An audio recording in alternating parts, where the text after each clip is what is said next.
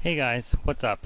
I thought I would throw together a quick little video here just to show how I would generally process an automotive photo, something that doesn't require a lot of heavy lifting. So the example I have here today is something that I did a little while ago. It's a Hyundai Genesis sedan with the 5-liter V8, which sounds amazing for anybody that hasn't heard it in person. And this particular one is actually wrapped in a really cool blue brushed aluminum or brushed steel vinyl wrap. Anyways, so this is the image that I've got essentially straight out of camera. I do shoot in RAW, and when I import things, I have a filter that adjusts a lot of stuff here, but I zeroed everything out to show you exactly what it looks like right out of the camera. The only thing is that it's cropped down a little bit, so we just adjusted the angle here and cropped it slightly from where we started with. So that's what it would look like. If you shoot with JPEG on your cameras, it's going to come out a little bit nicer than that because the JPEGs automatically process things, bump up the contrast, the colors a little bit, stuff like that. When you shoot in RAW, this is what you would get if you don't do any processing or post-processing. So that's why I have a sort of an import boost filter that or preset that adjusts a lot of these things. So I'm going to click over here and show you what that would look like.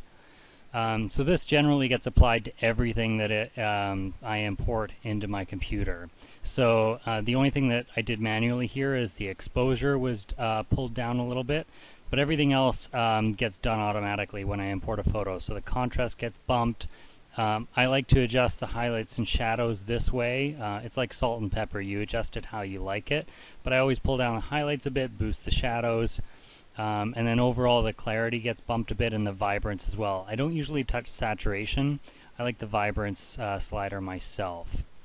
Just going down a little bit, I think we adjusted the hue here as well just because of this blue color. It was coming out a little bit too purple, so I pulled things down a little bit there to make it look more realistic to what we saw in real life.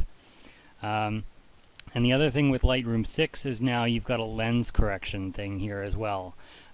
Which can adjust the perspective of the photo and adjust for any problems you had in the lens. This one wasn't too bad, but I did adjust the vertical just a little bit. So that's the first step. And the next one was to do some localized adjustments. So we'll bump over here to this version of the photo. And so I'm going to go up and show you what I've got here. I have a few different overlays. I've got one for the headlights, which is where I darkened these down and made them look a little bit more blacked out. I have one here for the whole ground, which is where I darkened it down and also I think increased the contrast a little bit. Yeah, you see the exposure's lowered, contrast is bumped up.